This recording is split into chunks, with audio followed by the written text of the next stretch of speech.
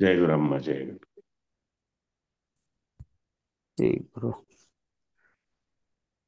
గురు బ్రహ్మ గురు విష్ణు గురుదేవో మహేశ్వర గురు సాక్షాత్ పరబ్రహ్మ తస్మై శ్రీ గురవే నమః. ఓం నమో బ్రహ్మాదిభ్యో బ్రహ్మ విద్యా సంప్రదాయ కర్తృభ్యో వంశ ఋషిభ్యో మహద్భ్యో నమో గురుభ్యః. సర్వోపప్లవరహిత ప్రజ్ఞాన ఘన ప్రత్యగర్ధో బ్రహ్మైవాహమస్మి అహం పదార్థరహితః. గురవే సర్వలోకానాం విషజే భవరోగిణాం నిదయే సర్వవిద్యానాం శ్రీదక్షిణామూర్తయే నమః. బృహద్వాసిష్ట సిద్ధాంతం పూర్ణబోధోపదేశికాం వెంకటేశ్వర యోగేంద్రం సద్గురుభ్యో నమో నమః. ఆత్మానాత్మమతీతమనిశం కేవలాత్మోపదేశికాం వేముల రామయార్య యోగేంద్రం సద్గురుభ్యో నమో నమః. క్షరాక్షరమతీతంచ అచల పూర్ణోపదేశికా శ్రీ పూర్ణానంద పుల్లయార్య సద్గురుభ్యో నమో నమః. ద్వయాత్మరకిత సిద్ధాంతం పరమపురుష ప్రబోధకాం శ్రీ వివేకానంద సుబ్బయార్య సద్గురుభ్యో నమో నమః. అస్మద్గురు సమారంభం కృష్ణ సాందీప మధ్యమాం ఓంకార పీఠ పర్యంతం వందే గురు పరంపరం. జై గురు. మేలుకొను శ్రీ వెంకటేశ మేలుకొనవే క్లేశనాశ మేలుకొనవే లక్ష్మణదాస మేలుకొను శ్రీశ మేలుకొను శ్రీశ. జన్మ దుఃఖం జరా దుఃఖం జాయా దుఃఖం పునః పునః సంసార సాగరం దుఃఖం తస్మాత్ జాగ్రత్తో జాగ్రత్తః. జన్మజార మరణములను జనులు ఈ సంసారమందున పునః దుఃఖ పూరితం బని గనియు మేలుకొను గనియు మేలుకొను. మాతా నాస్తి పితా నాస్తి నాస్తి బంధు సహోదరా అర్థం నాస్తి గృహం నాస్తి తస్మాత్ జాగ్రత్తో జాగ్రత్తః. తల్లిదండ్రులు అనుజవరులు ఎల్ల బంధు వర్గములు ఇల్లు దానం బెల్ల చూడగా కళ్ళ మేలుకొను కళ్ళ మేలుకొను. కామ క్రోధ లోభచ్చ దేహే తిష్టంతి తస్కరః జ్ఞాన రత్నాపహారాయ తస్మాత్ జాగ్రత్తో జాగ్రత్తః. కామ క్రోధ లోభములనే క్రూరయా షట్కోరవరులు కాయమందున దాగియుండిరి జ్ఞాని మేలుకొను సుజ్ఞాని మేలుకొను. ఆశయా బద్ధతే లోకం కర్మణా బహుచింతయా ఆయుక్షీణం న జానాతి తస్మాత్ జాగ్రత్తో జాగ్రత్తః. ఆశబద్ధ లోకమునను అరయ కర్మా చింత వలన ఆయువెల్లను తెలియకుండగా నరుగు మేలుకొను నరుగు మేలుకొను. సంపద స్వప్న సంకాశం యౌవనం కుసుమోపకం విద్యుచ్చంచలమాయుష్యం తస్మాత్ జాగ్రత్తో జాగ్రత్తః. స్వప్న సమమే సంపదలు గన పుష్పమే యౌవన స్థితి సత్యముగయా మెరపు తీగతో సమమియాయుష్యం సమమియాయుష్యం. జ్ఞానమజ్ఞానీనం దృష్ట్వా ద్వయోత్యజతి నిశ్చయా ద్వయోత్యజతి యజ్ఞానం ఏతత్ జ్ఞానం చ పరిత్యజేత్తు. జ్ఞానాజ్ఞానములను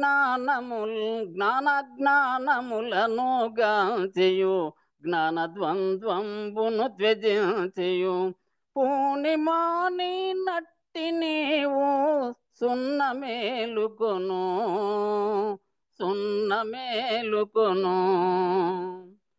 కృపకు నీకు కింకరుండని కృష్ణ సింహుని వంక చూచియు జంక కనుతును శంక బాపును జనక మేలుకొను జనక మేలుకొను మేలుకొను శ్రీ వెంకటేశ మేలుకొనవే క్లేశనాశ మేలుకొనవే లక్ష్మణదాస మేలుకొను శ్రీశ మేలుకొను శ్రీశ. జై సద్గురు ప్రభు మహారాజుకు జై, గురు పరంపరముకు జై. జై గురు. జై గురు.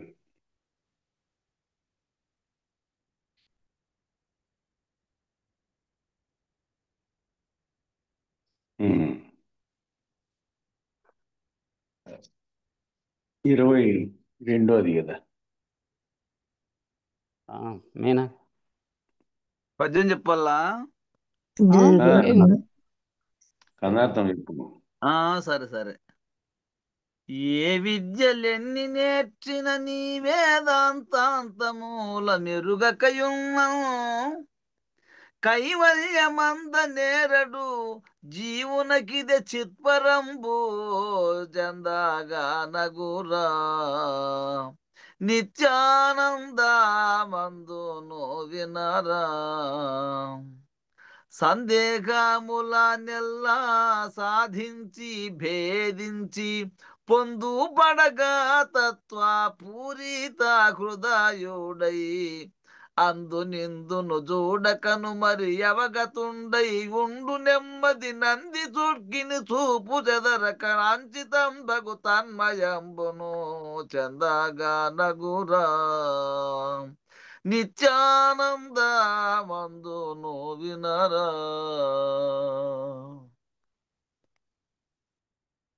జై గురు. అందరికీ జై గురు. జనన మరణ రహితమునకై ఎరుక పద్ధతిలో వేద ప్రమాణముగా నిన్ని విద్యలు నేర్చుకున్నను అసలు వేదాంత మూలమును అవగాహన చేసుకొనకుండా లక్ష్యం సిద్ధించదు. జనన మరణ రహితానికై మనం చేస్తాండే విచారణ అంతా ఎరుక పద్ధతిలో చేస్తూ ఉన్నాం.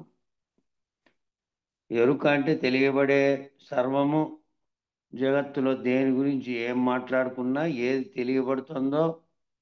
తెలియబడుతోంది అంటే దృశ్య రూపకంగా వాదానికి అనుగుణంగా మాట్లాడుతున్న దాంట్లో తెలుసుకుంటున్నది సర్వము ఎరుకతోనే. అయితే ఎరుకతోనే ఎరుక రహితము గురించి విచారణ చేస్తున్నాం. వేద ప్రమాణంగా నేర్చుకునే విద్యలన్నీ కూడా అవన్నీ కేవలము వాటి యొక్క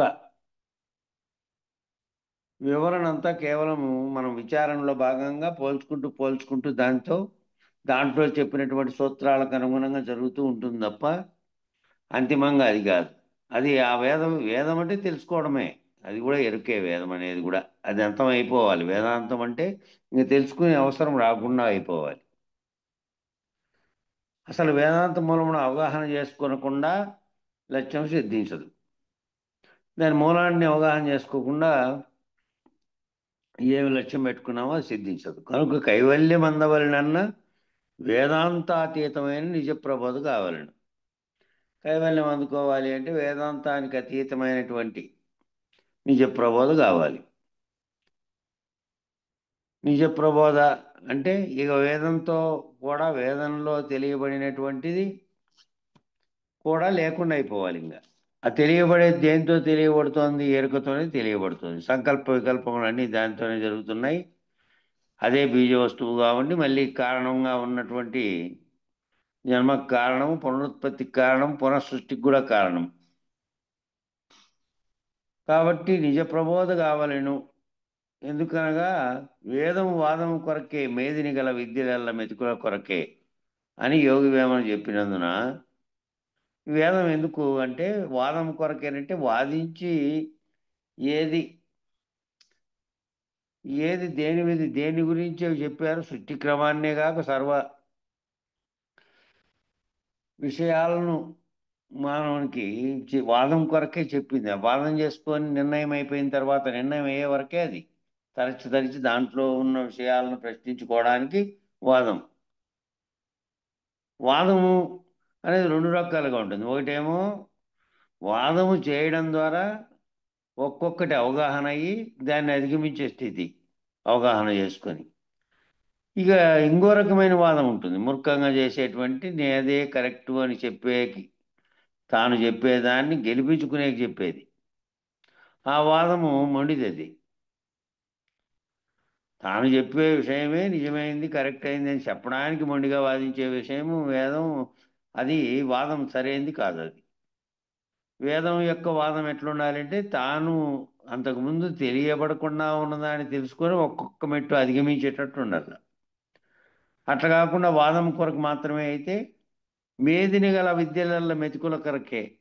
ఇక ఈ ప్రపంచంలో జరిగే సర్వ విద్యలు ఏమేం పాటలు పడుతున్నారో అవన్నీ మెతుకుల కొరకే అని వేమన చెప్పాను. మెతుకుల కొరకేనంటే ఇప్పుడున్న లక్ష్యాలు కాదు, మనిషి జీవించడానికి ఆహారం కావాలి కాబట్టి శరీరానికి ఆహారం కావాలి కాబట్టి దానికోసమే తీవ్రంగా మనుషులు ప్రయత్నం చేశారు అప్పుడు. కాబట్టి అవి వ్యవహారం చేసేటువంటి వ్యవహార రకాలైనటువంటి విద్యలన్నీ ఉన్నాయి. రకరకాల జీవితానికి పెట్టుకునేటువంటి ఇవి వృత్తులు. ఆ వృత్తులన్నీ ఏమిటివి? ఆ విద్యలన్నీ కూడా నేర్చుకుంటున్న విద్యలన్నీ జీవించడానికే, మెతుకుల కొరకే జీవించినట్టు.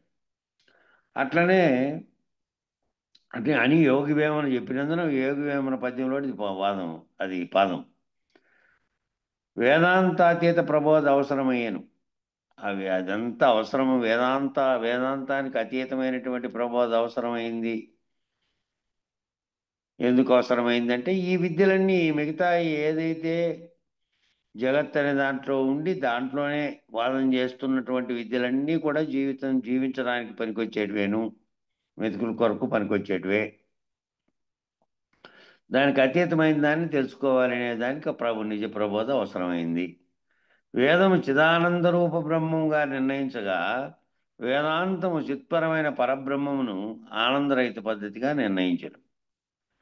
వేదం అంతా ఏం చెప్పిందంటే చిదానంద రూప బ్రహ్మంగా నిర్ణయించగా ఏ చిత్తమైతే ఉందో అది జగత్తుతో తాదాత్మ్యం చెందకుండా తన నిజస్వరూపం ఎరిగి తాను బ్రహ్మమును ఏదైతే సమిష్టి ఎరుకగా ఉన్నదో దాంట్లో తన స్వరూపాన్ని ఎరిగి నిలబడే వరకు ఈ కింద చేసినటువంటి తర్కం 4 వేదాల సారమంతా కూడా 4 మహావాక్యాల్లో చెప్పారు. దేని కొరకైతే నువ్వు ఇంతగా శోధించావో ఆ శోధించిన తర్వాత ఏమిటి అంటే నీ స్వస్వరూపం అఖండ ఎరుగ్గా ఉన్నటువంటి బ్రహ్మమే అనే స్థితి దాకా విచారణ చేశారు. అదేమైంది? అది ఆ బ్రహ్మమును నిర్ణయించినది చిదానంద రూపంలో ఉంది. కానీ జగత్తుతో తాదాత్మ్యం చెందితే మళ్ళీ అనేక ఖండ ఎరుకలుగా కూడా మారుతుంది. అనేక ఖండ ఎరుకల్లో జీవుడు కూడా ఒకడు.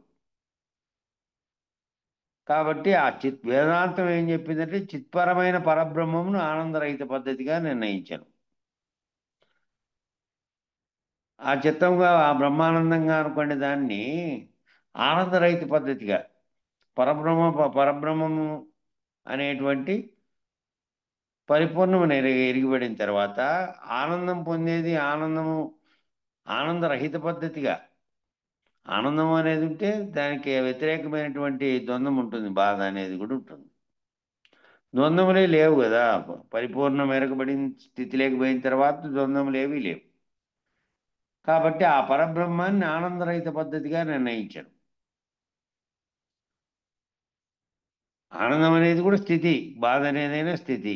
ఏదాన్నైనా ఏ స్థితిలో లేనిది, స్థితి లేనిది అది. పరిపూర్ణ భావం అనేది ఎటువంటిది అంటే కేవల బయలుగా ఉన్నటువంటి దాంట్లో ఏ దాని యొక్క స్వభావాలు ఏమీ లేవు, లేనటువంటి స్థితిలో ఉన్నది. అయినను సద్రూప అఖండమైనదిగా నిర్ణయించాను. అయినా కూడా ఈ అఖండ ఎరుకగా ఉన్నటువంటిది ఏ విధంగా బ్రహ్మముగా అని చెప్పావో అది కూడా లేకుండా ఉంటే అఖండంగా ఉన్నటువంటి ఖండాఖండములు కానిదిగా సర్వ అంతటా ఉన్నటువంటి ఎల్లెడల ములుగుచ్చు సందు లేక ఉన్నదిగా ఒకటి ఉంది. అది తెలుసుకోవడమే వేదాంతాతీతం. ముందు ములుగుచ్చు సందు లేకుండా చెప్పేదానికి వేదాంతాతీతం నెక్స్ట్ వస్తారు. వేదాంతము అంటే లేని ఎరుకే, గుర్తుపడేటువంటి అంటే ఏకస్థితి పరబ్రహ్మమే. దానికి అతీతంగా ఉండేది పరబ్రహ్మము. చిత్పరమైన పరబ్రహ్మమును ఆనందరహిత పద్ధతిగా వస్తుంది. వేదాంతాతీతం పరిపూర్ణం అని ములుగుచ్చ సందు లేకుండా ఉండేటువంటిది వస్తుంది. ఇప్పుడు వస్తుంది కదా నెక్స్ట్ వాక్యం అదే.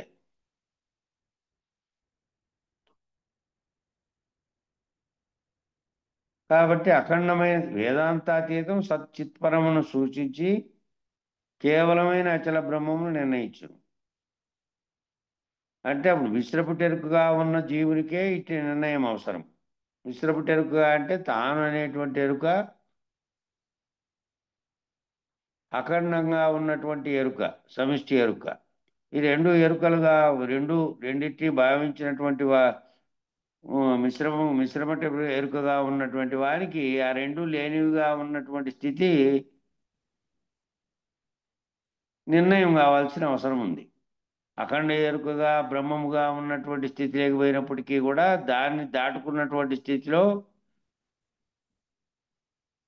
ఏదైతే సంకల్పించిన సృష్టికి కారణమయ్యే ఎరుకగా చెప్పబడిందో ఆ బ్రహ్మం కూడా కానటువంటి స్థితి కాబట్టి వానికి అట్లాంటి జీవునికి మిశ్రపుటెరుకగా ఉన్నటువంటి జీవునికి అవసరమైంది ఈ నిర్ణయం. కనుక జీవుడైన వాడు సత్ చిదానంద రూప బ్రహ్మమైన పిమ్మట, అంటే జీవుడైనటువంటి వాడు తాను జీవుడుగా భావించి ఖండ ఎరుకగా ఉన్నటువంటి వాడు విచారణ చేత తానే సత్ చిదానంద రూపమైనటువంటి బ్రహ్మమైన పిమ్మట, సత్తు చిత్తు ఆనంద రూపమైనటువంటి బ్రహ్మం జీవుడుగా కాకుండా ఏదైతే ఈశ్వరుడుగా చెప్పబడినటువంటిది ఉందే సమిష్టికర్తగా, ఆ అఖండ ఎరుక అనేటువంటిది ఆ ఆనంద రూపమైనది, అది ఆ బ్రహ్మం అని చెప్పబడినటువంటి సమిష్టి ఎరుక.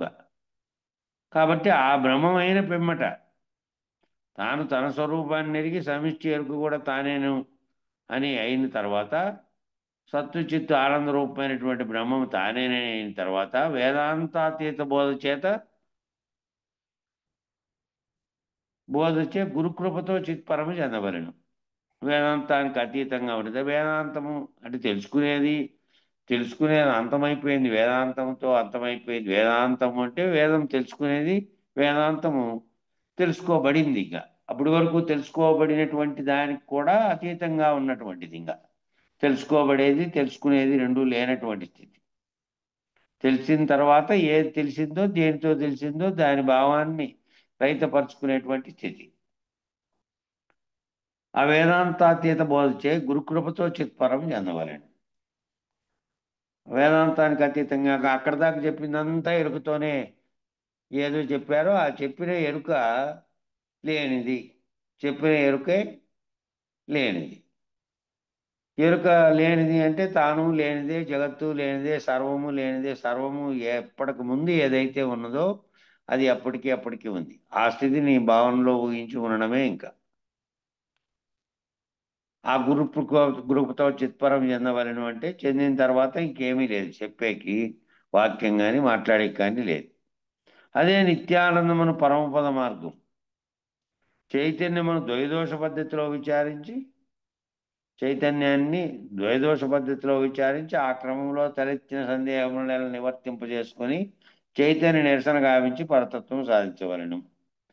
మరి చైతన్యాన్ని విచారణ చేసినప్పుడల్లా ఏది చేసింది అంటే ఎరుకే చేసింది. ఎరుకే ద్వైదోష పద్ధతిలో విచారించింది.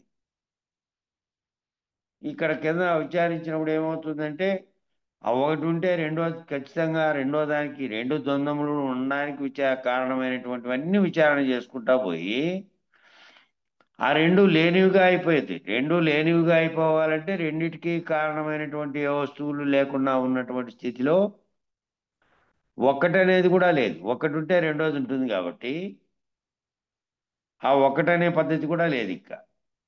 అంతా తీసుకుపోయి అంతా ఒక్కటి అఖండ ఎరుకగా అన్న తర్వాత ఆ అఖండ ఎరుకే మళ్ళీ రెండో దాని ఉత్పత్తికి కారణమై ఉన్నది కాబట్టి అది కూడా లేని పద్ధతిలో విచారణ చేసి ఆ సందేహములు ఆ క్రమంలో సందేహములెల్లా నివర్తింపజేసుకొని చైతన్య నిరసన గావించి ఏ చైతన్యంతో విచారణ చేసావంటే ఎరుక అనేటువంటి చైతన్యంతోనే విచారణ చేసావు అంతా. చేసినంత కాలము చేసిన దాని వల్ల ఏమి నివర్తింపజేసుకునేటివి అంటే అంతకుముందు ఈ ద్వంద్వాలన్నిటికీ కారణమైనటువంటి భ్రాంతులు కొన్ని ఉన్నాయి కాబట్టి ఆ భ్రాంతులను తీసేసుకుంటూ పోయినావు. విచారణ అంతా కూడా భ్రాంతులను తొలగింపజేసుకోవడమే. సర్వభ్రాంతి రహితమైన తర్వాత గురుమూర్తి చేత రహితపరచబడే వరకు భ్రాంతులు తొలగించుకుంటూ పోవడమే విచారణలో నిరసన గావించి. ఆ నిరసన గావించడానికి విచారణలో దేని చేతనైతే విచారింపజేసుకున్నావో ఆ ఏ చైతన్యం చేతైతే విచారణ చేసుకున్నావో ఆ చైతన్యాన్ని కూడా నిరసన గావించి తెలియబడ్డానికి కారణమైనటువంటి ఎరుక చేతనే ఎరుకను ఎరిగి ఎరుకాతీతాన్ని ఎరిగి ఎరుకను విడవలేను అని చెప్పినది అది. దాన్ని భేదించి ఆ నిరసన గావించి పరతత్వం సాధించవలను.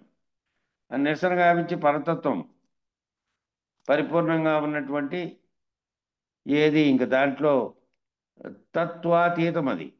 పరతత్వం సాధించవలను అంటే పరతత్వం అంటే తత్వాతీతంగా ఉన్నది. తత్వం లేదు అక్కడ ఇంకా.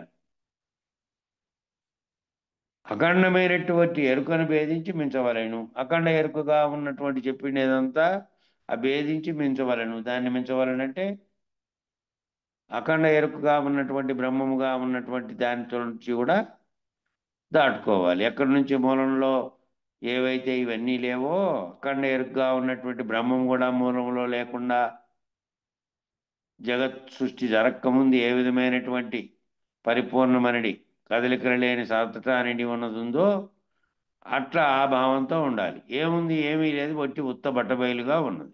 ఉత్త బట్టబయలుగా ఉన్న స్థితిలో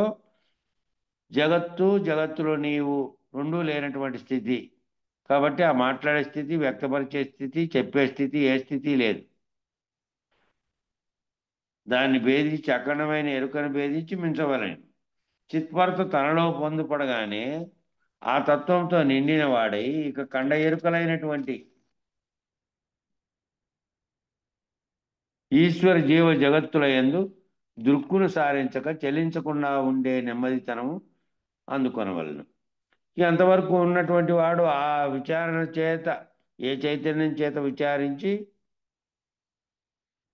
తానే సర్వమును తెలుసుకుంటున్నటువంటి చైతన్య స్వరూపంగా ఉన్నటువంటి అఖండ ఎరుకైనటువంటి బ్రహ్మమును అనే దాకా పోయిన తర్వాత అప్పుడు ఇంకా ఈశ్వర జీవ జగత్తులు ఇక్కడ చెప్పినటువంటి ఈశ్వరుడు అంటే సమిష్టికర్తగా చెప్పబడినటువంటి అఖండ ఎరుక కానీ జీవుడనే చెప్పినటువంటి నేననే ఖండ ఎరుక కానీ వీటన్నిటికీ స్థావరమైనటువంటి ఆవరణ కలిగిన జగత్తు కానీ ఈ మూడిటి యందు దృష్టిని సారించక చెలించకుండా ఉండే నెమ్మదితనం అందుకోవాలి. ఈ మూడింటిని దృష్టి సారించాలంటే ఈ మూడింటిని రహితపరిచేకి ఏ ఎరుక చేత అయితే ఇవి తెలుసుకుంటున్నావో దానిని గురుకృప చేత రహితపరచబడినప్పుడు దీని అంతటిని భావిస్తున్నటువంటి వాడేవాడు ద్రష్ట, దృష్టి, దృశ్యం త్రిపుటి రహితమైనటువంటి స్థితిలో తాను దేన్ని గుర్తించే స్థితి లేకుండా ఉంటాడు. ఆ గుర్తించబడుతున్నదంతా కూడాను మూలం లేని గుర్తిరిగే శరీరం చేత గుర్తించబడుతున్నది లేనెరుకగా భావించి లేనెరుకలో కలుగుతున్నటువంటి కళ తన దృక్స్థితిని చెదరనివ్వక ఎరుక మాలిన్యము లేనట్టిదియు బయలనట్టిదియు అయిన పరతత్వమందు తన్మయం చెందవలను. తన దృక్స్థితి ఏ విధంగా ఉండాలి? ఇంకా పరిపూర్ణమనే దాన్ని గురువు చేత ఎరిగించబడి తాను రహిత భావం పొందిన తర్వాత ఏ విధంగా ఉండాలంటే కనపడేటువంటి దృ దృశ్యముతో కానీ ఆ తెలియబడి మళ్ళీ సంకల్పాలకు కారణమైనటువంటి ఎరుక చేత ఆకర్షింపబడేటువంటి ఏ దృశ్యం వైపు కానీ మనసును చెదరనివ్వకుండా దాని మాలిన్యం అంటకుండా బయలైనటువంటి స్థితిలో తన్మయం చెందాలి. పరతత్వం ముందు బయలైనటువంటి స్థితిలో తన్మయం చెందాడు. తన్మయము ఇప్పుడు దాకా రాత్రి అంతా నిద్రపోయావు. తన్మయం చెందేకి అది తన్మయంగా ఉన్నది చాలా శరీరం కానీ మనసు కానీ భావనలు కానీ ఏమీ లేవు. మేలుకునే వరకు ఏమీ లేవు. మేలుకోకుండా ఉన్నప్పుడైనప్పటికీ అది తన్మయంగా ఉన్నదనేది కూడా నీకు తెలియదు. మేల్కొన్న తర్వాత ఏ రకమైనటువంటి భావాలు కానీ లేకపోతే సంకల్పించేది కానీ లేకపోతే చలనాలు కానీ ఏమీ లేవు. చలనమే లేదు. శరీరానికి కాదు, అంతరంగంగా ఉన్నదానికి కూడా చలనం లేదు. లేనటువంటి స్థితిలో ఏ విధంగా ఉన్నావో ఆ స్థితిని కూడా మళ్ళీ అది పరమానందంగా అది ఏ రకమైనటువంటి కదలికలు లేనటువంటి తన్మయము అని కూడా తెలిసేది ఎప్పుడు అంటే మేల్కొన్న తర్వాత చెప్తున్నావే అది తన్మయంగా ఏ రకమైనటువంటి కదలికలు లేని స్థితిలో ఉందని. ఆ స్థితిని వ్యవహారంలో జాగ్రత్తలో కూడా వ్యవహరించాలి. ఆ స్థితిని పొందినటువంటి వాడు ఏ విధంగా ఉంటుందో కదలికలు లేనటువంటి స్థితి భావనలో ఆ విధమైన తన్మయాన్ని చెంది ఉండాలి. ఆ విధముగా నిత్యానందం అందవలను. ఇది ఏ పరమపద మార్గం. ఆ విధంగా నిత్యానందం అందవలన అంటే వ్యవహార రీతిలో ఉన్నప్పుడు కూడా ఆ నిత్యానంద ప్రాప్తి ఏ విధంగా ఉందో దానిని నీ ఊహలో ఆ స్థితిలో ఉండి మళ్ళీ దీనితో కిందికి దిగొచ్చేటువంటి స్థితి అంటే దీనిలతో తాదాత్మ్యం చెందేటువంటి త్రిపుటితో వ్యవహరించేటువంటి దాంట్లోకి రాకుండా వ్యవహరిస్తున్నదంతా కూడా లేనెరకలో లేని కల జరుగుతోంది అనే స్థితిలో ఉండాలి. ఇదే పరమపద మార్గము అని చెప్పారు. ఇంకా నెక్స్ట్ చెప్పన్నా. వాయు బయలు నచ్చెను వాయువ బయలందు నణగి వచ్చుచు ఉండు వాయువున్ బట్టి కుంభక వాయువునందైక్యమంది ఆనందించుచుండు అసదృశాలీలా పొందించి నిండు సందేహముల నెల్లా సమదర్శి వైరోసి అంది పొందిన మీద అపరోక్షమబ్బును సందుగొందు సమీక్షణంబున స్వచ్ఛమైన సదాసి ఉండని పొందు పడగను పూని ఉండుము పొదలి బ్రహ్మానంద కలితము అందించుచుండు అసదృశాలీలా పొందించి నిండు.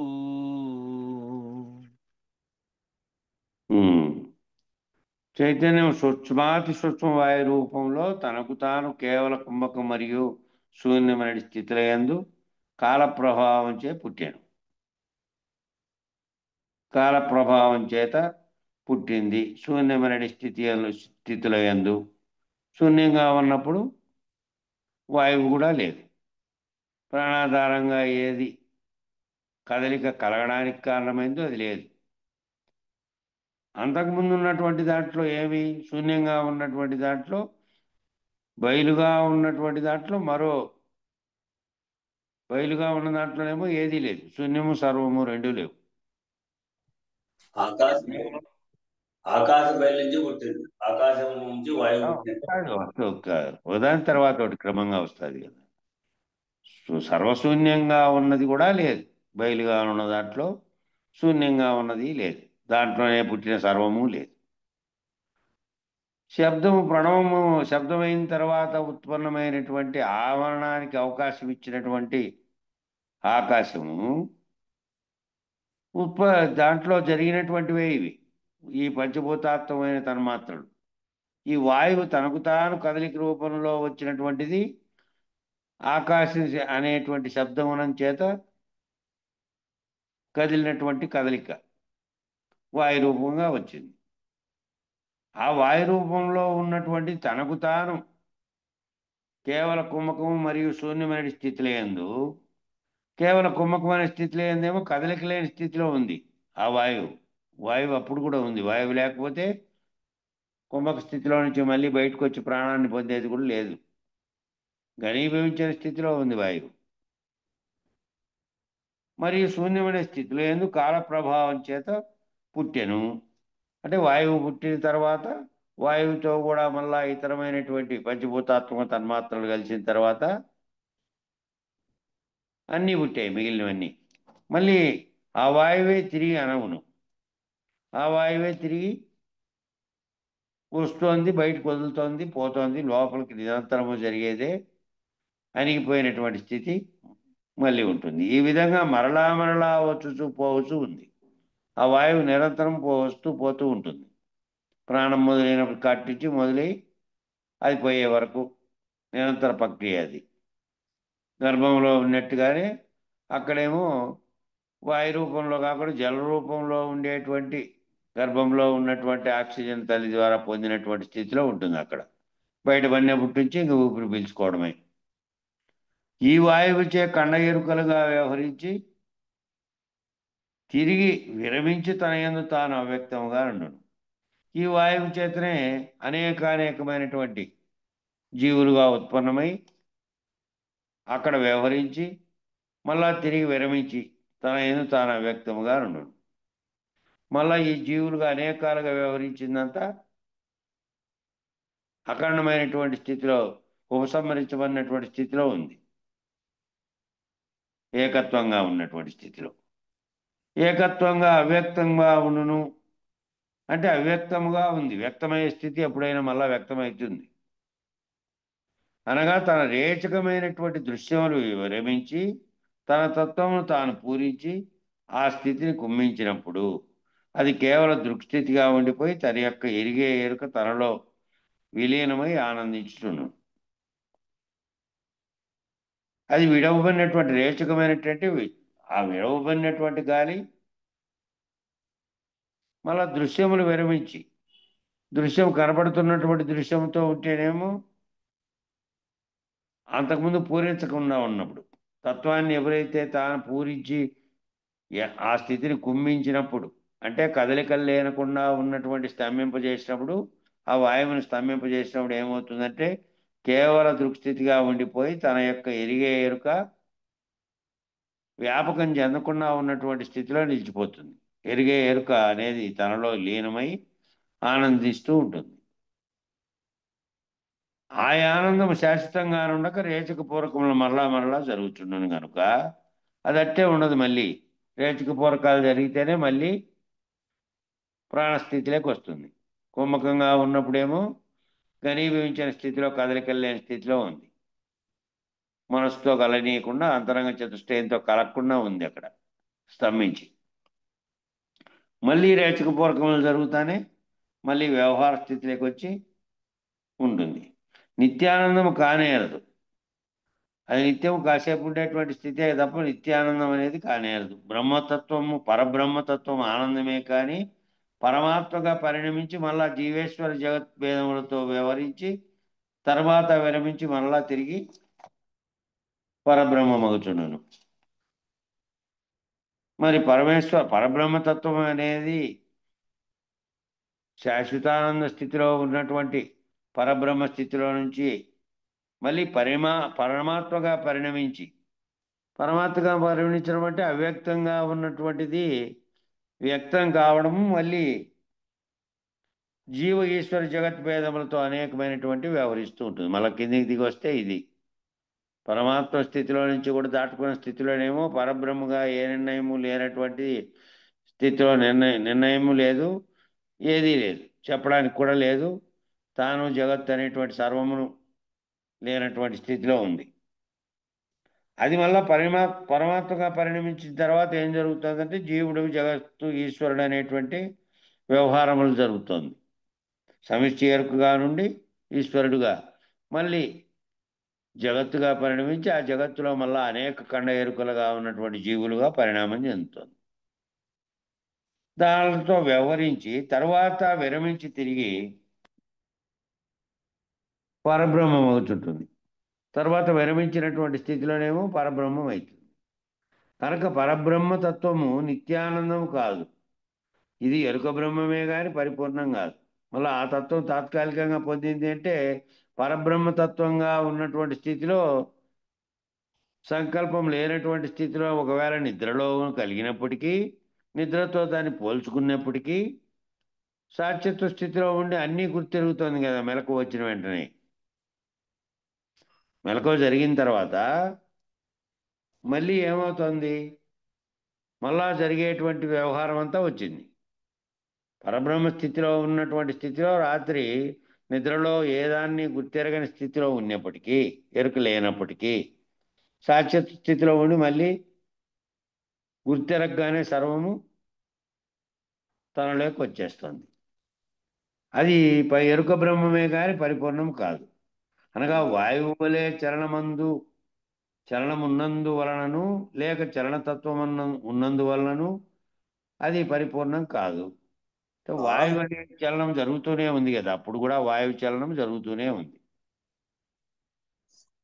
ఏందొచ్చి ఎవరో నేనేను ఇది నిద్రావస్థ స్థితి కాదు. ఇది వాయువును రేచక పూరకముల ద్వారా విడిచిపెట్టేది, కుంభించేది ఎట్లయితే ఉందో, కుంభకములో కుంభించినప్పుడు అక్కడ చలనము లేదు. అదే పరిపూర్ణమని, అదే పరబ్రహ్మమని అద్వైతులుగా ఉండబడినటువంటి వాళ్ళు అదే స్థిరం అనుకోని వ్యవహరిస్తా ఉన్నారు. కానీ అది కాదు. అది నీలో నువ్వు అవగాహన చేసుకుంటా ఉన్నావు. మళ్ళా ముందు లైన్లో వచ్చినాయి అది మళ్ళా తీసుకోవాలి కదా. మళ్ళా అదే ముందు పారాగ్రాఫ్ లోనే వచ్చిండేది. అదే మళ్ళా జరుగుతాయి. మళ్ళీ దాంట్లో నుంచి కుంభకం నుంచి బయటకు వస్తాను. రేచక పూరకాలు ఎప్పుడైతే జరుగుతాయో మళ్ళా వ్యవహార స్థితిలోకి వస్తాను. ముందు పేరల్లో వచ్చిండే అదే నిద్రావస్థ స్థితి అంటే నిద్రావస్థ స్థితికి రాదు. ఇది రేచక పూరకముల ద్వారా దీంట్లోనే ఇదే స్థిరం అని చెప్పి అనుకునే దానికి మాత్రం వర్తిస్తాడు, కానీ నిద్రావస్థకు రాదు అని. అట్లా అది పరిపూర్ణం కాదు. అచలమే పరిపూర్ణము. చలనములు వాటికవే పుట్టి కొనసాగి తిరిగి అనుచున్నవి కానీ, అంతేగాని ఆ బయలుకి ఏ సంబంధము లేదు. ఆ చలనాలన్నీ జరుగుతున్నవన్నీ వాటికవే పుట్టి కొనసాగి తిరిగి మళ్ళా అనుతూ ఉన్నాయి. కాబట్టి బయలుకి ఏ సంబంధము లేనటువంటి స్థితిలో ఈ రేచక పూరకాలతో బయలుకి ఏ సంబంధము లేదు. రేచక పూరకాలన్నీ వెతకివే పుట్టిపోతూ ఉన్నాయి. అట్టి బయలం నుండి ఎరుక బయలుల మూలములను విమర్శించి, అట్టి బయలులో ఉండి ఎరుక బయలుల మూలములను విమర్శించి సందేహములు విడువు. అనగా చలనముల వలన కలిగిన భ్రాంతి వీడు. మరి అట్టి బయలులో ఉండి ఎరుక బయలుల మూలాలను విమర్శించి అంటే విచారణ చేసి, ఆ ఎరుక బయలు అనేటువంటి వాటి మూలాలను విచారణ చేసి సందేహములు విడువు. అనగా చలనముల వలన కలిగిన భ్రాంతి వీడు. ఏ చలనముల వల్ల అయితే ప్రాణచలనములు కలిగి దానితో ఏర్పడుతున్నటువంటి జగత్ అనేది నీవనే భ్రాంతి, వాటిని వీడితే దానికి అతీతమైనటువంటిది, భ్రాంతిరహితమైనటువంటిది తెలుసుకుంటావు. భ్రాంతి నిర్ణయము కాగా ద్వంద్వములను సమదృష్టితో చూచిన ఎడల, భ్రాంతి నిర్ణయం ఏది భ్రాంతిగా ఉన్నటువంటి తోస్తున్నటువంటిది, మూలం లేని ఎరుకతో తోపింపబడుతున్నటువంటి సర్వము భ్రాంతే అని దాన్ని తెలిసిన తర్వాత, భ్రాంతి నిర్ణయమైన తర్వాత కాగా ద్వంద్వములను సమదృష్టితో చూసిన ఎడల, ఈ ద్వంద్వాలన్నీ జరుగుతున్నాయో ఒకటేమో ఉండి దానికి వ్యతిరేకంగా ఉన్నటువంటి స్థితి, సుఖదుఖాలు కానీ ఆనందము బాధ కానీ ఇతరత్రా కలిగే సర్వము ఒకటి ఉంటే రెండోది ఉంటుంది. కాబట్టి ఆ రెండింటిని సమదృష్టితో చూసిన ఎడల భ్రాంతి నుండి నీవు వేరే నిశ్చలమవుతావు. భ్రాంతి నుండి వేరే నిశ్చలమవుతావు. లేకపోతే దానితో స్పందన పొందినారనుకో, దానితో తాదాత్మ్యం చెందితే మళ్ళా ద్వంద్వములలో భావన చెందుతుంది. కష్టం కలిగినప్పుడు దుఃఖము, సుఖం కలిగినప్పుడు ఆనందము ఏదైతే భావన చెందుతున్నావో ఆ రెండింటిని సమదృష్టితో చూడమని చెప్తున్నాడు. ఆ భ్రాంతి సమదృష్టితో చూస్తే ఆ భ్రాంతి నుంచి నువ్వు వేరై నిశ్చలమవుదు. ఆ నిశ్చల తత్వం సాధించి అనుభవించి అలవాటు పడిన మీదట అట్లా నిశ్చలంగా చూసేటువంటి స్థితి ముందు అలవాటైన పిమ్మట అంటే యాదృచ్ఛిక మామూలుగా జాగ్రత్తావస్థ సృష్టిలో ఉన్నటువంటి వ్యవహారంలో ఉన్నావు కాబట్టి వ్యవహారంలో ఉన్నప్పుడు కలిగేటువంటి వాటిని ముందు సమదృష్టితో చూసేది కనుక అలవాటైతే అట్లా నిశ్చలమైతే ఎప్పుడు ఆ నిశ్చలత్వం సాధించి అనుభవించి అలవాటు పడిన మీదట ఆ రెండింటినీ కూడా సమదృష్టితో చూసేది నీలో ముందు అలవర్చుకున్న తర్వాత వ్యవహారంలో ఉన్నప్పుడు అలవర్చుకుంటేనే దాని అతీత స్థితి అందు కూడా నిలకడ చెందే ఏర్పాటవుతుంది. లేదంటే వాటితో తాదాత్మ్యం చెందినప్పుడు కలిగేటువంటి భావావేశంతో భావనలో మార్పులు జరిగితే మళ్ళీ నువ్వు దాన్ని ఆ స్థితిని అనుభవించలేవు. కాబట్టి ఆ అనుభవం కూడా అలవాటు పడిన మీద ఆ అనుభవం కూడా అప్రధానము కాగా ఏది అలవాటు పడినావు? నిశ్చలత్వాన్ని సాధించేటువంటి స్థితిని అలవాటు పడినావు. భ్రాంతి నుండి వేరై నువ్వు ద్వంద్వములు అనేటటువంటి వాటిలో వాటిని వేరువేరుగా వాటితో తాదాత్మ్యం చెందితేనేమో అటు దుఃఖమో సుఖమో లేకపోతే ఇంకోటో కష్టమో బాధో దేని పట్ల కూడా లేకుండా సర్వ సమానత్వంగా నువ్వు భావన చెందినావు. భావన చెంది మళ్ళీ ఆ స్థితిని అనుభవించి అలవాటు పడిన తర్వాత కూడా ఏదైతే అనుభవ స్థితిలో అలవాటు పడినావో ఆ అనుభవాన్ని కూడా అప్రధానముగా ఆ అనుభవాన్ని కూడా వదిలేసినటువంటి అప్రధానంగా సుఖదుఖ రెండింటి ద్వంద్వాలన్నిటితోనూ నేను సమానంగానే ఉండి అభావంగా ఉండి దానితో స్పందన చెందకుండా ఏ రకమైన దుఃఖము బాధల్ని భావనలేకి రానికుండా ఉన్నానన్నా కూడా ఆ అనుభవాన్ని కూడా అది కూడా ప్రధానమైంది కాగా అప్రధానంగా ఉండేటువంటి ఇక ఏమీ లేనటువంటి సందేహం లేక వస్తు నిర్ణయముగా ఉన్నది అచల పరిపూర్ణం. ఆ భావం వ్యక్తపరుస్తూ అనేది కూడా మళ్ళీ ఎరుకలోనే కాబట్టి నేను ద్వంద్వములు లేనటువంటి స్థితిలో భ్రాంతిరహితుడినై నేను సర్వసమంగా చూస్తున్నటువంటి దాంతో ఉన్నాను అని ఒకవేళ అనుభవంలో అనుకునేప్పటికీ కూడా ఆ అనుకుంటున్నటువంటిది కూడా ఎరుకే కాబట్టి దాంతోనే నిర్ణయిస్తున్నావు కాబట్టి సందేహములు లేక వస్తు నిర్ణయంగా ఉన్నది అచల పరిపూర్ణము.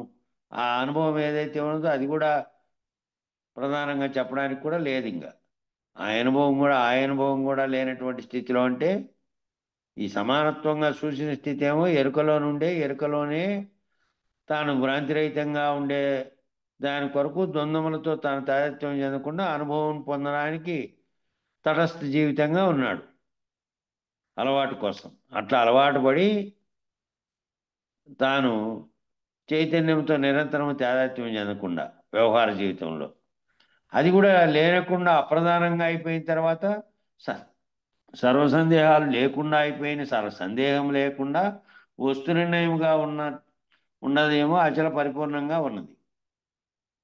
దాంట్లో ఇంకా సందేహం కలిగేది ఏమీ లేదు. సర్వభ్రాంతి రహితమైనటువంటి స్థితిలో ఉంది కాబట్టి తాననేది జగత్ అనేది లేనటువంటి స్థితిలో ఉంది కాబట్టి దాన్ని పొందడానికి భావన అనేది కూడా లేనటువంటి స్థితిలో తానుంటాడు. లేనిది చలనరహిత ఎరుకను రోసి ఈ చలనరహితమైనటువంటి ఎరుకను రోసి లేనెరుకే చలనాలు కలిగించడం వల్ల ఇంతవరకు జరిగినటువంటి సర్వ నిర్ణయాలని సర్వ సందేహాలు కానీ సర్వభ్రాంతులు కానీ కలగడానికి కారణం దానివల్ల అయినాయి. దానితోనే విచారించి దాన్ని చలనరహితమైనటువంటి స్థితిని పోయిన తర్వాత ఏ ఎరుక చేత అయితే సర్వము నీకు తెలియబడిందో ఏ దాని చేతనైతే తెలియబడిన దాన్ని రహితపరుచుకుంటే చలనం లేనటువంటి స్థితి ఏది చలించడం వల్ల సర్వము నీ భావనలోకి వస్తుందో సర్వ సంకల్పాలు నీ చేత నీలో కలుగుతున్నాయో కదలికలు దాని చేత మళ్ళీ నిర్ణయించబడింది కూడా ఆ కదలికల చేతనే విచారించి నిర్ణయించబడింది. ఆ చలనరహిత ఎరుకను రోసి ఆ ఎరుక చేతనే తెలిసిపోయింది. ఇంతవరకు చెప్పిందంతా వివరించిందంతా వర్ణించిందంతా దానికి తెలియబడేదంతా కూడా ఎరుక చేతనే. కాదు చలన సహిత ఎరుకయని ఎరుకను రోసి చలన రహిత కాదది చలన చలన సహిత. ఆ, అనేది ఆ. దోషి. ఇది కదిలిండేదంతా చలన సహిత ఎరుక. నాతో కూడుకొని ఉండేది ఇదంతా అనేటువంటి భావన అక్కడ ఇదంతా ఎరుక, సహిత ఎరుక. ఎరుకను రోసి భ్రాంతి విడిచి అంటే ఎరుక రహితపరుచుకున్న తర్వాత ఇంకా రోసి భ్రాంతి విడిచి బట్టబయలైనచో అని. ఇంతవరకు చలన సహితంగా జరిగిండేటువంటి ఎరుక చేతనే ఇదంతా విచారణ అంతా చలన సహితంగా ఉండే ఎరుక చేతనే కదిలింది. నిర్ణయం కూడా చలన సహిత ఎరుక చేతనే కలిగింది నిర్ణయం కూడా. ఎరుక రహితమైన తర్వాత ఎరుకను రోసి భ్రాంతి విడిచి బట్టబయలైనచో అదే అపరోక్షము. ఏ ఎరుక చేత అయితే చలన సహితంగా తెలియబడిందో ఆ చలన సహితంగా తెలియబడినటువంటి ఎరుకను రోసి అంటే చలనం అది రహితమైతే ఆ ఏ ఎరుక చేత తెలియబడిందో ఆ ఎరుక లేకుండా అయితే భ్రాంతి విడిచి బట్టబయలైతే ఎరుకే లేదు. ఎరుక లేనప్పుడు ఏముందో ఎరుక లేకుండా ఉన్న స్థితి ఏది ఉందో బట్టబయలు స్థితిగా ఉన్నది. దాని ఊహ చేత కేవలం మాత్రమే నీకు తెలియబడింది. ఆ తెలియబడింది ఏది కూడా ఈ ఎరుక చేతనే. ఏ ఎరుక చేత తెలియబడిందో ఆ ఎరుక తెలియబడినటువంటి ఎరుక కూడా కదలికల చేతనే చలన సహితంగా ఉన్నప్పుడు తెలియబడింది. ఆ చలనం లేనటువంటి స్థితి లేకపోయిన తర్వాత తెలియబడేది ఎరుక లేదు. ఆ ఎరుకను వదిలేస్తే తెలియబడినటువంటి ఎరుకను తెలియజెప్పినటువంటి ఎరుక అది కూడా విడిచిపెట్టిన తర్వాత బయలునటువంటి స్థితిలో ఉంది. కదలికలు లేనిది ఏదైతే ఉందో ఆ స్థితిలో ఉంది. అపరోక్షము అదే అపరోక్షము. ఆ అపరోక్షము నీకు అబ్బును. అది అపరోక్షం అని చెప్పి ఆ అపరోక్షము నీకు అబ్బుతుంది అంటే అది నీకు అబ్బాలి అంటే నీవు అని భావిస్తున్నటువంటి ఈ విచారణ జరిగిందంతా కూడా ఆ ఎరుకలోనే. ఆ ఎరుక రహితమైపోతే నీవు ఉన్నటువంటి మూడు త్రిపుటిగా ఉన్నటువంటిదంతా లేదు. బయలుగా ఉన్నటువంటి తెలియబడేది లేదు, తెలిసేది లేదు, తెలియబడిన విషయం కూడా రహితమైపోయినటువంటి స్థితి. కదలికే చలనమే లేనటువంటిది. చలన సహితంగా ఉన్నప్పుడంతా జరిగింది సర్వము. విచారణ అంతా కూడా చలన సహితంగానే జరిగింది, చలనంతో కూడే జరిగింది. చలన రహిత స్థితిని లేకుండాను అంటే ఇక నీకు ఏ రకమైనటువంటి ఎరుక లేదు, భ్రాంతి లేదు. బట్టబయలుగా ఉన్నటువంటిదే ఎప్పటికీ ఉన్నటువంటిదే ఉంది. అదే అపరోక్షము. ఆ అపరోక్షము నీకు అబ్బును అంటే ఆ అపరోక్ష స్థితి నీకు అబ్బుతుంది అంటే బయలుగా ఉన్నటువంటి కదలికలు లేనటువంటి స్థితి నీకు అబ్బుతుంది. ఇంతకుముందు చెప్పినప్పుడు మామూలుగా కూడా వ్యవహారంలో ఉన్నప్పుడు నిశ్చల స్థితిలో ఉండడానికి అలవాటు పడి అనుభవించినటువంటి స్థితి ఏదైతే ఉందో అది కూడా చలనములతోనే అనుభవించి చలనములతోనే తెలుసుకుంటున్నావు.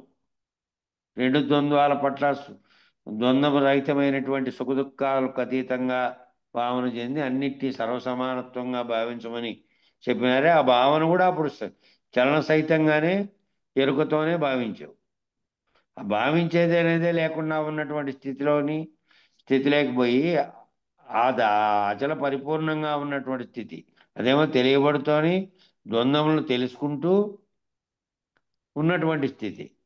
దానికి తెలుసుకుంటూ మళ్ళీ దాన్ని అంటకుండా ఉన్నటువంటి స్థితి సర్వసమానత్వం అనేది. అది కూడా లేనటువంటి దానిని కూడా భావించే స్థితి లేకుండా అపరోక్షం చెందడం అనేది ఏ ఏ చలనాలను గుర్తించకుండా ఉండేటువంటి స్థితి. అపరోక్షం అంటే ప్రత్యక్ష సాక్షి అది. ప్రత్యక్షమే. అదే తానైనది. అదే తానైన స్థితి. ఇంకా తాను వేరుగా ఉంటేనేమో అపరోక్షం కాదు. తాను మళ్ళా చూసేవాడు పక్క నుండి దాన్ని చూస్తున్నాడు, దాన్ని గుర్తు తిరుగుతున్నాడు. అపరోక్షం చెందిన తర్వాత అదే తానైనాడు. ఇంకా రైట్, కరెక్ట్ పాయింట్ అది. ఎల్లెడలానున్న చలనములను సమదర్శనం చేయుట ద్వారా శివజీవ పరిణామ చక్ర భ్రమణము భ్రాంతిగా నిర్ణయమైనచో ఇక ఏమీ లేదనడి సదాశివుడు ఉన్నాడు.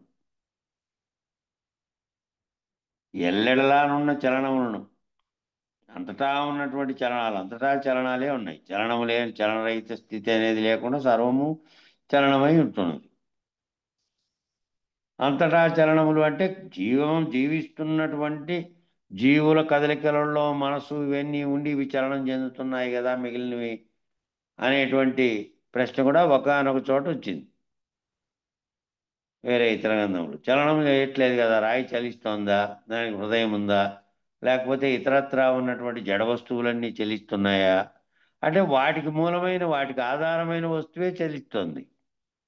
భూమి చలిస్తున్నప్పుడు దాని మీద ఉన్నటువంటి చలనం లేకుండా ఉండే కొండను చలనం లేదు, అది అచలంగా ఉన్నది, ఓ చోట స్థిరంగా ఉన్నది అంటే మన కంటికి ఆ విధంగా ఉంది, స్థిరంగా అంతే. నిజానికి దానికి మూలమైన దానికి ఆధారమైనటువంటి భూమితో సహా అన్నీ కదులుతూనే ఉన్నాయి. కాబట్టి సర్వము ఈ కలిగేటివన్నీ కూడా బ్రహ్మాండం అంతా కూడా కదిలే స్థితిలోనే ఉంది. కదలని స్థితిలో ఉన్నది ఒక్క పరిపూర్ణమైనటువంటి అచలంగా ఉన్నటువంటి బయలుగా ఉన్నటువంటిదే ఏ కదలిక లేకుండా ఉంది. మిగిలినవన్నీ సర్వము కదులుతూనే ఉన్నాయి. ఎల్లెడలా ఉన్న చలనములను అంతటా చలనములే ఉండేది. కొన్ని మన కంటికి కనిపించి కదలకుండా ఉన్నట్టు భావించినా కూడా నిజానికి ఆ కనిపిస్తున్న దానితో సహా ఏదైతే బ్రహ్మాండంలో అవి ఉన్నాయో అవన్నీ కదులుతూనే ఉన్నాయి. వాటి ఆ కదిలేటువంటి చేయాలి ఎల్లెడలానున్న చలనములను సమదర్శన చేయటం ద్వారా శివజీవ పరిణామ చక్రమము భ్రాంతిగా నిర్ణయమైనచో ఈ పరిణామక్రమం ఏదైతే జరుగుతుందో జీవుడుగా జరుగుతున్నది, శివుడుగా జరుగుతున్నది. ఒకటేమో బ్రహ్మాండానికి కదలికలు కలిగించడానికి కారణమై ఉంటే అందులో పరిణామం చెంది వికాసం చెందినటువంటి జీవులుగా అనేక ఖండాఖండాలుగా తయారైనటువంటి జీవుల ఇది కూడా ఇవన్నీ కూడా పరిణామం చెందినటువంటివన్నీ కూడా కదలికలు కలుగుతున్నటువంటి అన్ని దానులకు చక్రభ్రమణం భ్రాంతిగా. ఈ చక్రభ్రమణం అంటే ఒకటి కదిలితే ఆ కదిలిన దాంట్లో నుంచి ఉత్పత్తి అయిన సర్వము కదులుతుంటే ఆ కదులుతున్న వాటిలో నుంచి ఉత్పత్తి పరిణామాలు చెందుతున్నటువంటి జీవులు కానీ ప్రకృతి కానీ దానికి కారణమైన శివుడుగా చెప్పబడినటువంటి బ్రహ్మం కానీ అన్నీ కూడా కదులుతున్నటువంటివే. ఆ కదులుతున్న పరిణామాన్ని అంతా కూడా ఆ చక్రభ్రమణ భ్రాంతిగా నిర్ణయం అయితే గిన ఇది పునఃపునః జరుగుతున్నటువంటి చక్రం తిరుగుతూ ఉంటే మళ్ళీ తిరిగిన చోటుకే వస్తూ తిరుగుతూనే ఉంటుంది. అట్లా తిరుగుతున్నటువంటి దాంట్లో ఈ క్రమం అంతా నిరంతరం జరుగుతూనే ఉన్నది. కాబట్టి ఆ జరుగుతున్నటువంటి చక్రభ్రమణంగా జరుగుతున్నటువంటి పునఃసృష్టి, మళ్ళీ ఆ సృష్టికి కారణమైన బ్రహ్మము, మళ్ళీ దాంట్లో నుంచి బ్రహ్మాండము, దాంట్లో నుంచి మళ్ళీ జీవులు, మళ్ళీ ఆ జీవులు పునరుత్పత్తి, మళ్ళీ విచారణలో మళ్ళీ వెనక్కి పోతే అన్నీ లయమైతే పోతే మళ్ళీ ఏదైతే బ్రహ్మంగా ఉన్నదో అది కూడా లయమైపోతే అది కూడా పుట్టని స్థితి, ఏ చలనము లేనటువంటి స్థితి ఏదైతే మొదట ఉందో ఈ సృష్టి ఏర్పడకుండా ఉన్నప్పుడు ముందు ఏదైతే ఉందో అది ఆ స్థితిలోకి ఈ సర్వభ్రమణాలు ఈ చక్రభ్రమణం అంతా కూడాను భ్రాంతిగా కనుక నిర్ణయం అయితే సృష్టికి కారణమైన కాటి నుంచి మళ్ళీ లయమైనటువంటి స్థితి దాకా ఉండే సర్వము భ్రాంతిగా కనుక భావిస్తే ఎప్పటికీ ఉన్నదేమో ఒకటే ఉంది. ఏ రకమైన భ్రాంతి లేదు, దాంట్లో కదలికలు లేవు, ఈ పరిణామ వికారములు కూడా లేవు. ఇక ఏమీ లేదనేటువంటి సదాశివుడు ఉంటాడు.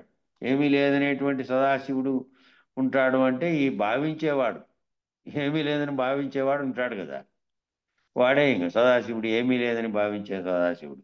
ఈ సదాశివత్వము శాశ్వతముగా ఉండవలనన్నా తనలో ఏ ఈశ్వరీయ జ్ఞానంతో సృష్టి స్థితి లయములు జరుగుతున్నవో ఈ జ్ఞానం నిర్బీజం కావాలని ఈ సదాశివుడు దీనంతటి చక్రభ్రమణ భ్రాంతిగా నిర్ణయమైన వాడెవరు?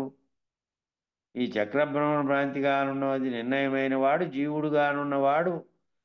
జీవభ్రాంతిని వదిలి శివుడు అనేటువంటి తానే ఈశ్వరుడు, తానేటువంటి బ్రహ్మం అనేటువంటి స్థితిలోకి చేరినవాడు.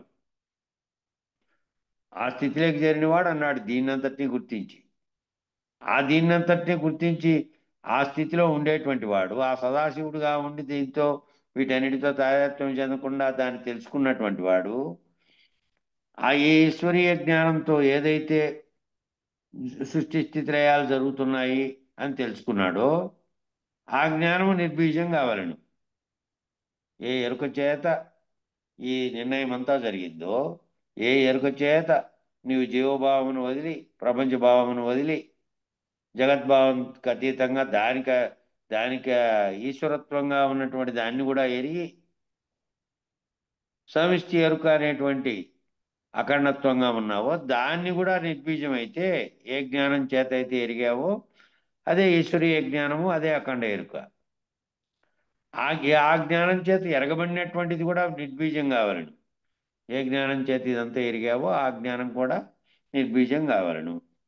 అంటే ఎందుకు అంటే సంకల్పం దానికే కలుగుతుంది కాబట్టి, అదే విస్తీర్ణ ఆకర్షణలు అనే దాంట్లో ఉంటుంది కాబట్టి, అదే కర్మలు చేయడానికి కారణమై ఉంటుంది కాబట్టి, మరి వాటి ఫలితాలను కూడా పొందే జన్మను పొందడానికి కారణమైనటువంటి బీజంగా ఉంది కాబట్టి అది ఆ జ్ఞానమే నిర్బీజం కావాలి. జ్ఞానం రహితమైనచో, జ్ఞానాజ్ఞానములు రెండు రహితమైనచో ఎరుక రహితంగా ఉన్నటువంటి స్థితి. ఈ ఈశ్వరీయ జ్ఞానంగా చెప్పబడినటువంటి అఖండ ఎరుక స్థితి కూడా పోయినటువంటి స్థితి. దేనివల్ల అయితే స్థితి లయములు జరుగుతున్నావో అది కూడా పోయినటువంటి స్థితి.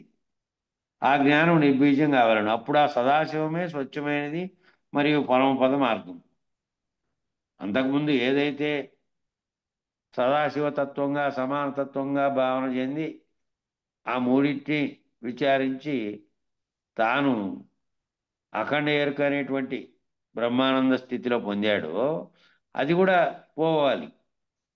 అది కూడా పోయినటువంటి స్థితిలో నిర్బీజమైతే అప్పుడు అది స్వచ్ఛమైంది. జగత్తును నిర్ణయించినటువంటి అఖండ ఎరుకగా ఉన్నదేమో మరి ఎప్పుడైనా కూడా మళ్ళా మలినం చెందే స్థితి లేకపోతుంది. కాబట్టి అది కూడా లేనటువంటి బీజం నిర్బీజమైన తర్వాత ఇంకేంది మలినం చెందే స్థితి లేదు. పరమ మార్గంలో అదే నీలో పొందగా నీవే దయ్యి, నీవే ఆ స్థితిని పొంది ఈ సదాశివత్వం నీలో పొందుపడగా మమేకమై దానిని పూని ఉండుము. మమేకమై దానిని పూని ఉండమంటే నిరంతర భావనలో తాను లేని, జగత్తు లేని, దృశ్యమే లేనటువంటి, రహితమై ఉన్నటువంటి, పరిపూర్ణంగా ఉన్నటువంటి, భావరహితంగా ఉన్నటువంటి స్థితిలో ఎల్లప్పుడూ ఉండుము. జాగ్రత్తలో కలిగినప్పుడు కదలికలన్నీ దాంట్లో కదిలినప్పటికీ కదలికలు జరుగుతున్నవన్నీ కూడా లేనికలో కదలికలు జరుగుతున్నటువంటి లేని కళ. ఇక బట్టబయలే వర్ధిల్లి అచల బ్రహ్మత్వమును సంపాద్యం అగుచుండంటే భావన, నిరంతర భావనలో అదే. ఇంకా నీ ఊపిరి తీసుకొని వదిలినప్పుడల్లా జరుగుతున్నటువంటి వ్యవహారం నువ్వు గుర్తెరగకుండా ఉన్నావు. ఊపిరిని ఎప్పుడు గుర్తెరుగుతున్నావు? నేను ఊపిరి పీల్చుకుంటున్నానని దాన్ని గమనిస్తే తప్ప అది నిరంతర ప్రక్రియగా జరుగుతూనే ఉంది, వ్యవహారం చేస్తూనే ఉంది. కానీ దాని మీద ఏం ప్రత్యేకంగా నువ్వు దృష్టి పెట్టలే. ఆ వ్యవహారం అది ఏ విధంగా నీ గుర్తులోనే లేకుండా జరిగిపోతూ ఉన్నదో నిజమైనప్పుడు కానీ వ్యవహారంలో జరిగినప్పుడు కానీ, ఆ విధమైన పద్ధతిలో నీవు మేల్కొన్నప్పుడు కానీ ఎప్పుడూ కూడా పరిపూర్ణ భావం అనేటువంటి కదలికలు లేని స్థితిని గుర్తెరుగుతూ ఉండు. కదలికలు లేని స్థితిని దాంట్లోనే నిరంతరం వర్ధిల్లుతూ దాంట్లోనే అచల బ్రహ్మగా ఉన్నటువంటి కదలికలు లేని తత్వంగా నువ్వే ఆ స్థితిని పొంది నువ్వే ఆ విధంగా ఉండు. ఆ విధముగా బట్టబయలు పొందిన స్థితి నిండి ఉన్నచో అదే సాటి లేని పరమ మార్గం. ఆ విధంగా బట్టబయలు పొందిన స్థితి నిండి ఉన్నది అంటే అది కదలిక, దాంట్లో ములుగుచ్చడానికి సంధి లేకుండా ఏ విధంగా ఉందో అదే విధమైనటువంటి స్థితి భావంలో ఈ పొందినటువంటి వాని భావనలో ఉండాలి. ఇంకా పొందినటువంటి భావనలో మళ్ళీ చేరడానికి ఇంకొక అంశం చేరడానికి ఏమాత్రము ఉండకూడదు. అవకాశము సందు ఉండనటువంటి స్థితి ఉండాలి. ఈ భావస్థితిలో తానే ఏదైతే అచల బ్రహ్మం అనేటువంటి స్థితిని తాను భావనలో పొందాడో అట్టివాడు ఆ విధంగా ఉండాలి, అటే స్థితిలో ఉండాలి. ఆ పొందినటువంటి స్థితిలో సాటి లేని పరమపద మార్గం అదే. వీటికి సరిపోయింది సమయం 6. ఇది తర్వాత అది రేపు చెప్పుకుందాం. మంగళం చెప్పండి. జై గురు. మంగళము మంగళంబు మహనీయ గురునికి మంగళంబు, సర్వులు శరణు కోరే సాధు స్వరూపునికి మంగళంబు. మంగళం గురుదేవాయ మహనీయ గుణాత్మనే, సర్వలోక శరణ్యాయ సాధు రూపాయ మంగళం.